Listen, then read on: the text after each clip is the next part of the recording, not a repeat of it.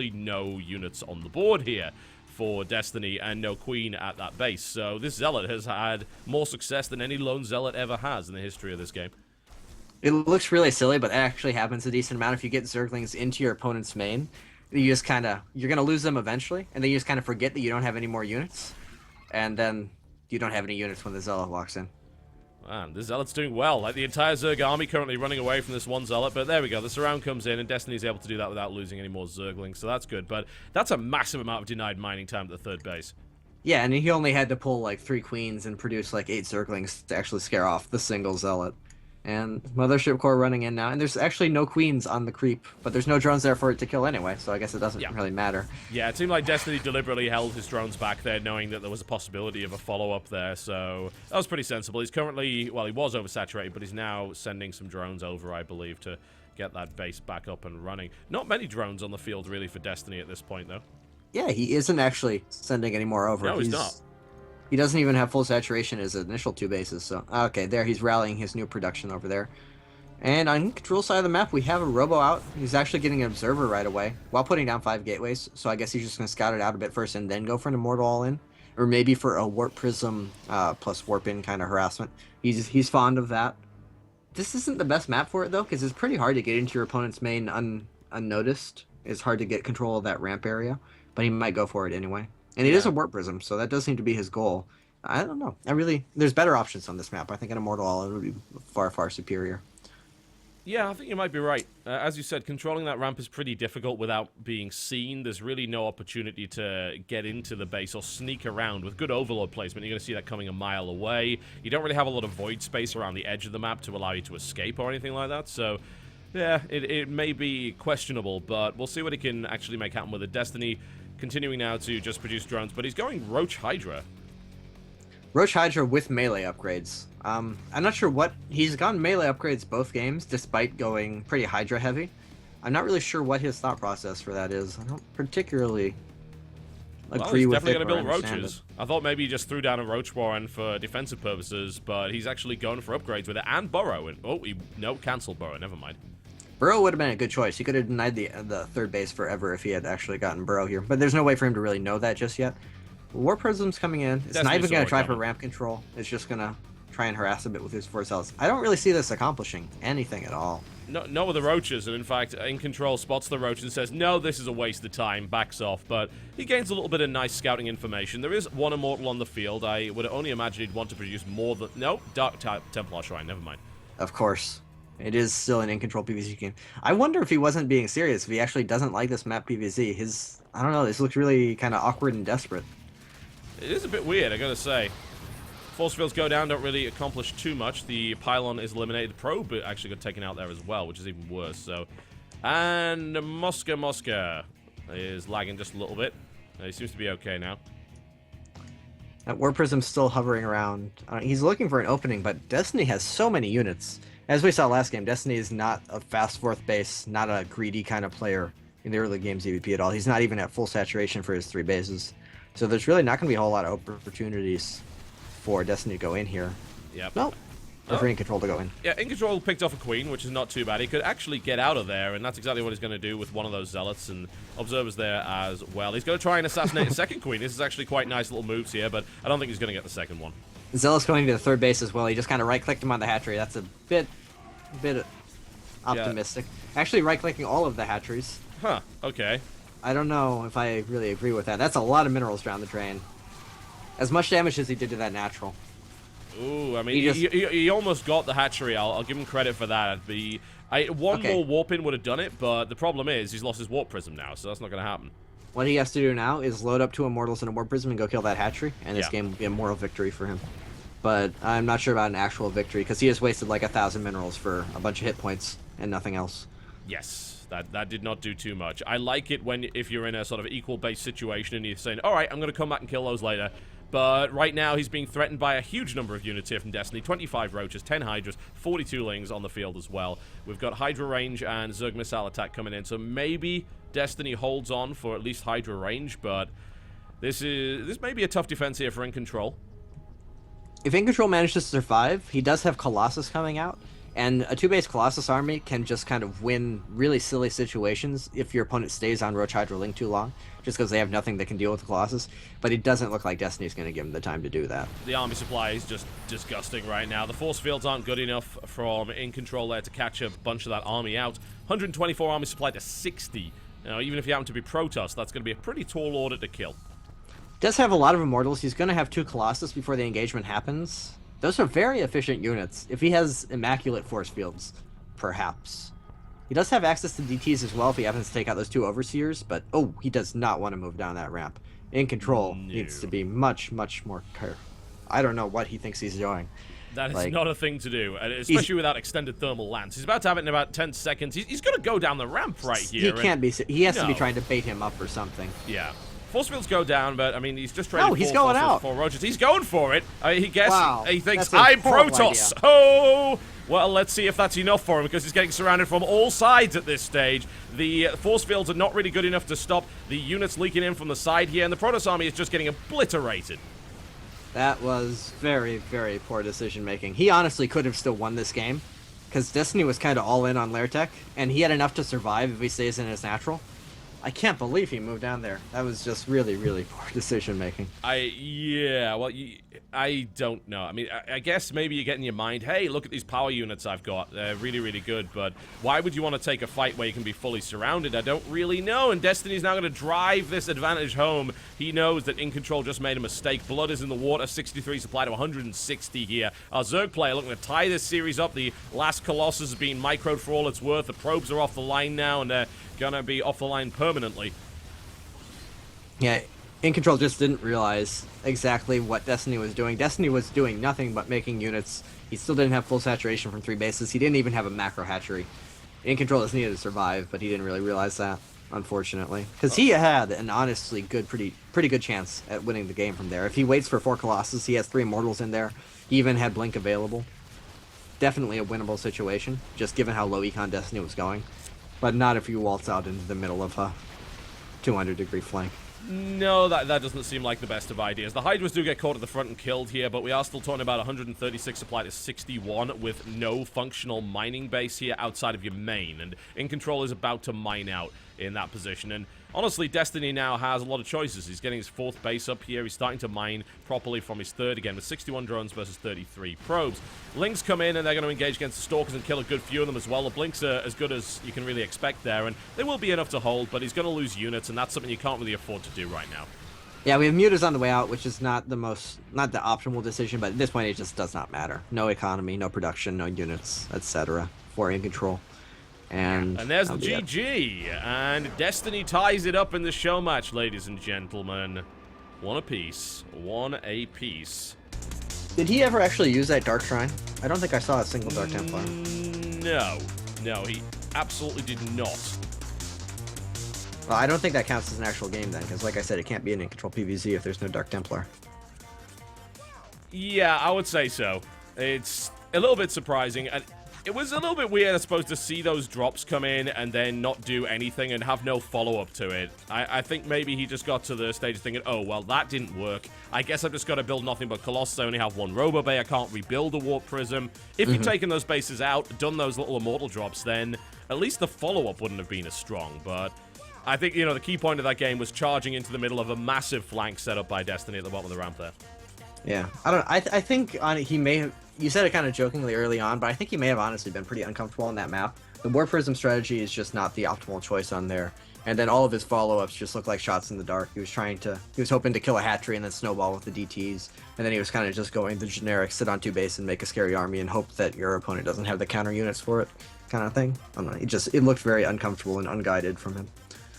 I would have to agree. That was unfortunate. But we are going on to the final map now. So a best of 1 now determines who walks away here with the Bitcoin and who does not. We will be finding out after this break, folks. You're watching the Bitcoin Starcraft Challenge. This is the undercard match between Destiny and In Control. After this, the main event, Scarlett versus Naniwa in a best of 7. We'll be right back.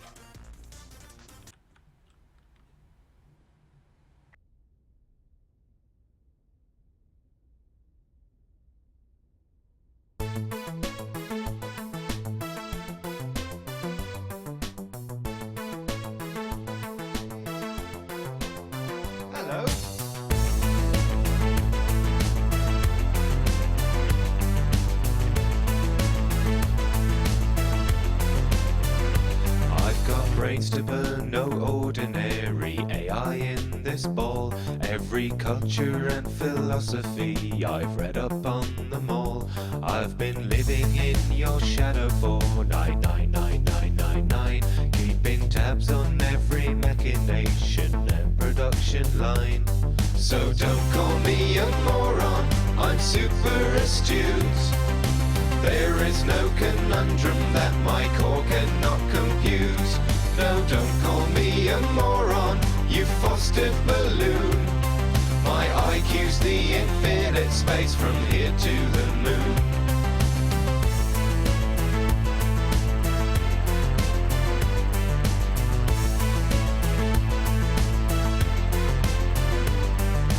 My IQ's the infinite space from here to the moon.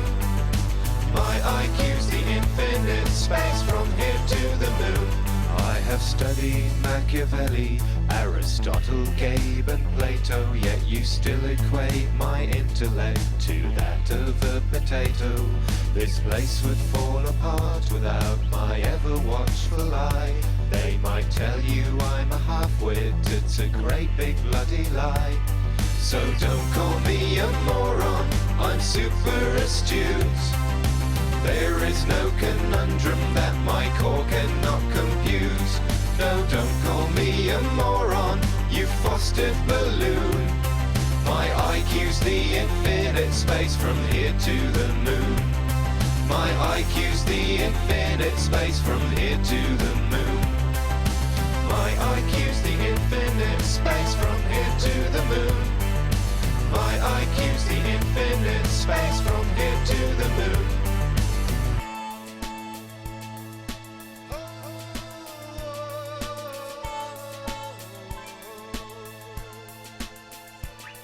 I know my way around here, every catwalk, every cave. And since you're dead, I've quite appreciated not being your slave. Maybe someday I might get to taste the big time for a change. There's so much I'd do for science here, so much I'd rearrange. So don't call me a moron, I'm super astute. There is no conundrum that my core cannot compute. No, don't call me a moron, you fostered balloon. My IQ's the infinite space from here to the moon. My IQ's the infinite space from here to the moon. My IQ's the infinite space from here to the moon. My IQ's the infinite space from here to the moon. My IQ's the infinite space from here to the moon. My IQ's the infinite space from here to the moon.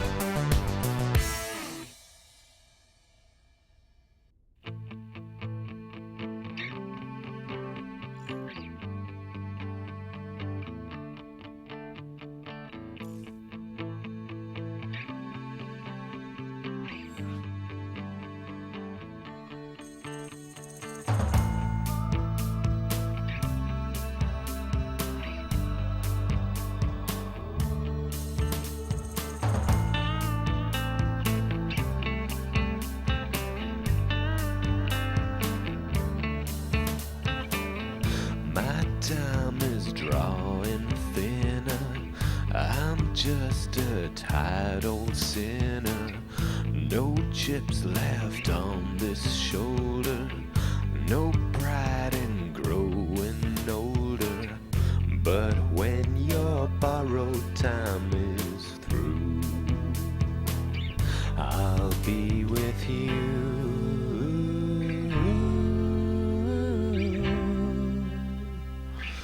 Redemption Blues.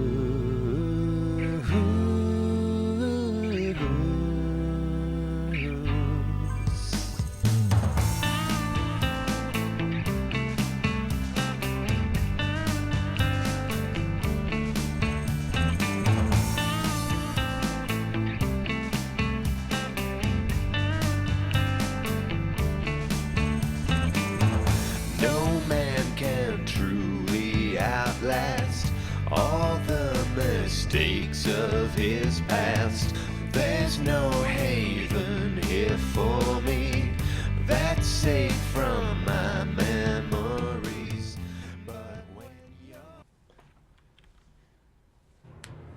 Ladies and gentlemen, it's come to this, the final map between In Control and Destiny, our undercard match prior to the big finale, that being Scarlett versus Naniwa, coming up right after this. I'd like to give a big thank you before we start to our sponsors here. As you can see down the bottom there, we have a number of Bitcoin enthusiasts that are helping out here, particularly Bitcoin Magazine, which is on a mission to be the most accurate and up-to-date source of information, news and commentary about Bitcoin and cryptocurrency. You can check it out over at bitcoinmagazine.com, and you can follow them on Twitter at Bitcoin Magazine. Now, you heard some amazing sounds in the break there from Miracle of Sound. You can check out his albums over on youtube.com/Miracle of Sound, or you can have a look at his albums on Bandcamp. That is miracleofsound.bandcamp.com. Destiny says, hopefully all the viewers don't leave once the most exciting of the two show matches is over, and I hold the same concern, honestly. I hope that we don't go down to a pitiful number of viewers. Yeah, I don't know if Naniwa or Scarlett can really stand up to this. I mean, they may just be the two best foreigners fighting for like $10,000 and, you know, whatever else. But that's nothing compared to the epicness of In Control against Destiny. I tend to agree, honestly. You can't really argue with it. This show match right now, and the viewer count is going to the moon, which is wonderful. So we'll see how this one turns out. Frost Ellie will be the final map. As you said, it seemed like Jeff was pretty uncomfortable in Yonsu there. Yeah, I'm not sure why. It's a ladder map. It's a pretty good map for Protoss. So unless he just personally maybe he had a couple of terrible games on it when it first came out, and he was just like, nope, I'm gonna veto this, never gonna play it. He should be experienced on it. It's a generically good map for Protoss. It's pretty good for even for his style. He's completely comfortable with 2-base aggression. I don't know. It's just kind of weird. Yeah, it is a little bit strange, but we are where we are. So a good performance from In Control in the first map, and then Destiny is able to crush him on the second. Let's see what happens in the third and final map. Spawning up to the northwest position here, cross positions on one of the biggest maps in the pool, that being Frost LE. In the red trunks playing Protoss from Evil Geniuses, it's In Control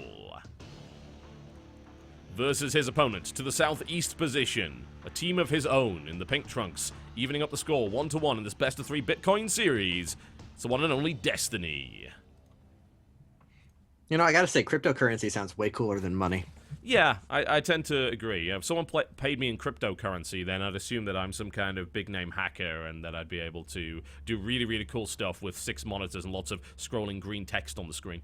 Yeah, at the very least, you're like a spy or something. I think it just basically makes you James Bond to be paid in Bitcoins. Indeed. That must be it right there. I'm not really sure how many hotels accept Bitcoin, though. That could be a bit of a problem there. Early scout here from In Control. So looking towards the top right, doesn't really find anything as of yet. And the... Ooh. Forge first and a double probe scout coming out. So he is saying, okay, Destiny's going to go hatch first on this map. It's gigantic. It's a 4-player map. No one would possibly expect a cannon rush. So he's going to go hatch first. But Destiny, I think that was a 13 pool again. So this is not going to pay off at all for In Control, unless he's going to go hardcore and go, like, just drop a pylon and make cannons anyway. And I don't know if that would really be the best decision, given that Destiny has made 4 lanes right away and been very careful about everything in both of the previous games. So I think this was a gamble In Control took, and I don't think it's going to pay off at all here. He's just going to drop a Nexus and take his disadvantage. Yeah, it seems like that's going to be the case. I can't see him placing anything, and he knows that. He's going to leave now. He realizes, oh, Destiny sniffed me out right there. He put down his spawning pool even on a massive map. Cannons are not going to work here. So let's start to expand, and let's also hope that In Control manages to get the proper wall off this time around. Bearing in mind, of course, that Destiny doesn't actually know where his opponent is, but he will find out eventually. He's got overlords going in both directions, so I imagine those lanes are going cross. Yeah, his cannons will finish, or his cannon will finish in time, and that'll be enough to scare off the 4 lings if Destiny even bothers to send them. I don't know. That was kind of a questionable decision from In Control, because this is a pretty big risk. You drop that Forge first, and you send out 2 of your early probes. And against Destiny, Destiny's the kind of player, he actually plays very, very safe. He doesn't seem like a safe player, and a lot of people haven't seen him play too much, so they might not be aware of it. But he's the kind of person who goes pool first, like 15 pool every single ZVZ.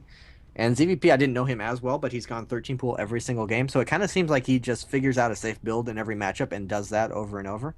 So, I don't know, that was a lack of scouting or a lack of knowledge on his opponent from In Control's part there. Yeah, that seems to be the case. It seemed like he was just hoping to trick him. Maybe it was a mind game, and then that is something that ended up backfiring because Destiny knows the tendency of his opponent. It's like, you know what, I'm not going to take any risks against you. We actually have a proxy pylon dropped already down at the bottom of the map, and ooh, a probe can be scouted immediately by Destiny. Destiny's scouting has really been on point thus far this series. He's always been prepared for pretty much everything. He did end up losing the first game, of course, but he didn't let anything tricky happen early on. Yeah, this pylon's not going to be massively useful yet. I have to wonder if he intended to proxy anything with, say, a building, but In Control's probe has been hunted out. Destiny may decide to then loop around and check if he placed anything down. Yeah, that pylon is really, really out of the way. It's going to be kind of difficult to find with just a cursory scout. So I think that may survive, but it's also quite far away. That's not your optimal position to be warping and stuff to harass with. I don't know. Yeah. I like the decision to just drop down a pylon because I mean you need pylons. It's not likely to die right away. That's something a lot of some of the more difficult Protosses to play against, like Huck in particular, is really good about that. Just having pylons out on the map, having the opportunity to warp in.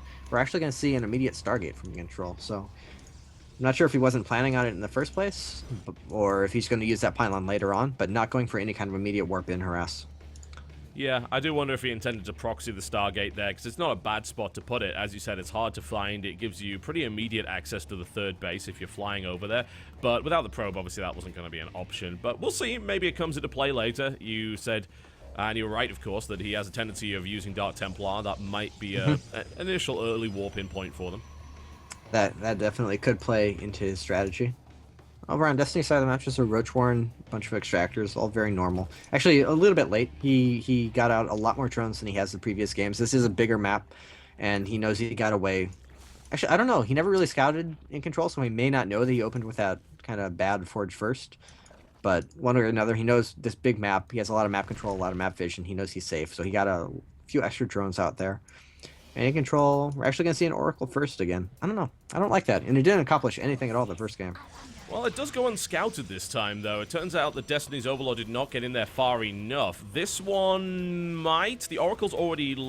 I think it just saw it, but it didn't see the Oracle. It did see a Stargate, and it saw the shape of a Void Ray, so... Let's see. Yeah, 3 spores coming down immediately. He smells it.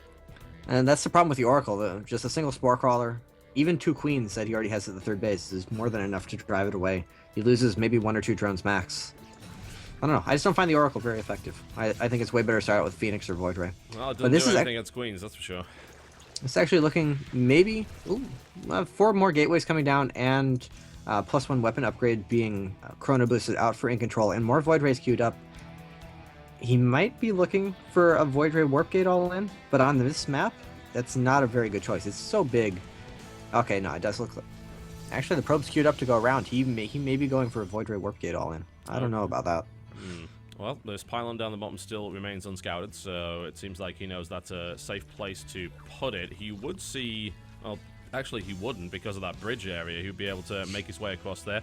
In Control is now rolling out, and considering the size of the map, it's not a terrible time to do it. The +1 weapon upgrade still taking its time to get there. Yeah, +1 won't be completed by the time he gets to his base, but if he just kind of buys a little bit of time, it'll be okay. More and more weapons coming down at that pylon. Also going to drop another one with the probe down there. But he's not looking to meet up with his 2 armies. He actually has another probe out on the upper portion of the map. So he's going to be attacking from 2 places at once. I don't know if he can really afford to swim up, but no speedling just yet, so that gives him a little bit of a window of opportunity here. Yeah, he'll need to do it pretty much now if he wants to make that happen. The lack of speedling would hurt him greatly. But we will see. Will he decide to go? And he's going to push at the front with this tiny, tiny army. That could, if he makes mistakes with the force fields, this could be shut down immediately. +1 Zealot is about to be done at the same time as Metabolic Boost. He's going to go straight in and actually, he's going to go for attacking the hatchery once again. Just something that we have seen him do a lot. And he's now pushing forward with his smaller sentry army here as well. The Zealots are not going to kill this base. That's pretty much for sure. So I'm not really sure what In Control's overall plan was here. I don't know, he's a big fan of right-clicking on hatcheries, it seems, and it hasn't really been succeeding for him thus far. The first game, the macro game, looked pretty okay for him, and Zealot Harassment, at that point, is pretty expendable. It's okay for him to do that, but on 2-base all-ins, if you're not going to get the hatchery, you can't do that. That's so many minerals he just wasted, and his army is so small because of it. He's just going to get obliterated here. Yeah, Destiny coming after the sentries, and the sentries at the front here as well are in roach range. That is nasty. Destiny getting in there really, really hard. And there's the recall, but not before losing so many units. But there was a Zealot warp in fact. It's almost like he used that as a distraction, but is this going to be worthwhile? The Zealots are going to finish off the hatchery, but He lost a lot for that hatchery. Do you feel that was a worthwhile trade? Not at all. He lost maybe 7 sentries. And sentries, not only is that 700 gas, but that is all of the accumulated time they were going to build up mana and gain more and more force fields and guardian shields. He doesn't have that now. Even if he replaces all of those sentries, they're still going to have less mana than if he had just kept those alive. And then all of the other tech that he forewent. Oh, and we already have a hive coming out from Destiny, so he's not making the same mistakes he did the first game, where he delayed and kept himself on lair tech and really crippled his army. He's going to get that quick hive. He's going to have those high-tech units out. And it is a big map. In Control might be able to just establish a third base and stay alive because the map is so large. So maybe he can drag it out because of that. But, I don't know. That was definitely not worthwhile. Not for a third hatchery and no drone kills on top of it. It delays his mining, but you're not costing him too much else. No, and what really concerns me right here is that Destiny's building up a large army and is thinking, all right, well, I lost a base, so maybe now it's time to knock on the front door, because I know how much damage I did to you. I know you're not on a third base because I have a Ling sitting there to make sure that you weren't. So what can you really do in this situation? Nice use of the revelation there by Oracle to make sure that he knows where those Hydras are, and he can get a little bit of idea. But Lings are starting to make their way across the map here. Map control is in firm favor of the Zerg player, and as you said, Hive's about to finish. And we actually have a robo base started now, but the hive is already completed, so he can start up Viper production whenever he wants. And Vipers against low number of Colossus are basically just broken. Like, the Colossus do absolutely nothing at all. They just get pulled out and die. With no Templar support, no nothing. He has a couple of Immortals coming out, but I don't know. I think a Roach Hydra Ling Viper timing at this point would just be pretty much unholdable on In Control's part. He just doesn't have enough stuff to kill anything. Oracle trying to do a little bit of damage here and there. He's able to get a couple of kills, but nothing that's really going to change the tide of this game as of yet. Seems like he's got to take that third base and he's got to take a really good fight. And with that many Vipers in play, it seems like that's going to be incredibly difficult to do. Yeah, at this point, I don't know, the biggest thing In Control has going for him is he doesn't have the priority targets for the Vipers to actually pull, so they can't be as effective as they normally are. But at this point, just every single Void Ray is going to be pulled immediately over the Hydra, so that one Immortal can be pulled out. I don't know, in a couple of Blinding Clouds maybe. He doesn't even need the Vipers. He can kind of just attack move as long as he gets a decent surround. In Control has so few units. Zealot Seas are coming in, and In Control is going to have to try and somehow hold this. I don't know if this third base is going to go up. Those force fields don't really help a huge amount, but they do ward away those units for now because Destiny's a little worried that he might get trapped. Muscular Augments on the way here for the Hydras, so maneuverability will be in play. We've got a Spire coming up here as well. Things are right now all coming up Destiny, but if he takes a really bad fight and allows In Control to actually get his third base up, then that could change.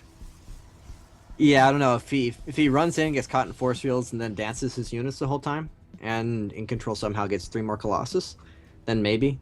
Because the problem with In Control isn't just that he doesn't have many units, he doesn't have efficient units. Usually Protoss units are very efficient, and Templar, Colossus, force fields. Doesn't have that. He has Void Rays and Immortal, and he need a lot of them to do any damage, and just, I don't think it's going to work out. Here come the yoinks. 1, 2, 3. The Colossus. All the value units getting picked off there. The Immortal is down there as well and trapped under its own force field. That is an absolute disaster here for the Protoss players. Warping in as best he can, but there's a massive army supply. These Vipers were huge value. The Sentry's getting picked off. Destiny hammering this home. Perfect abducts there. He got absolutely everything he needed to get. And I don't know. Yeah, In Control just didn't have the units to hold that off. Even without the Vipers, I think Destiny could have won. Vipers GG. Nail in the coffin. There it is. Destiny is able to increase his Bitcoin fund by winning the show match here against In Control. Very impressive. I mean, to be honest, Destiny played that out really, really well in the final map there. Yeah, absolutely. He really kept his wits about him. He lost that hatchery. He didn't panic. He knew In Control had traded way, way more than the hatchery was worth. He just got up to Hive really quickly, which is a smart choice against In Control. In Control, we saw in that previous game, he likes to sit, build up, head towards a Colossus Death Ball when all else fails. And Vipers, of course, are the hard counter to that style. And In Control ended up not going for that anyway, but just the Vipers are a great way to finish off an opponent who's behind. Destiny really played it very smart.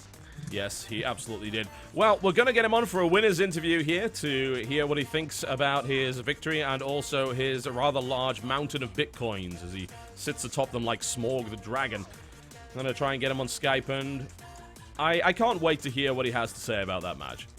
I don't know. He was kind of muted in the pre-game interviews. There wasn't a whole lot of trash talking. He actually kind of sounded a little bit timid there. So hopefully the Destiny we all know and love is back for the trash talking afterwards.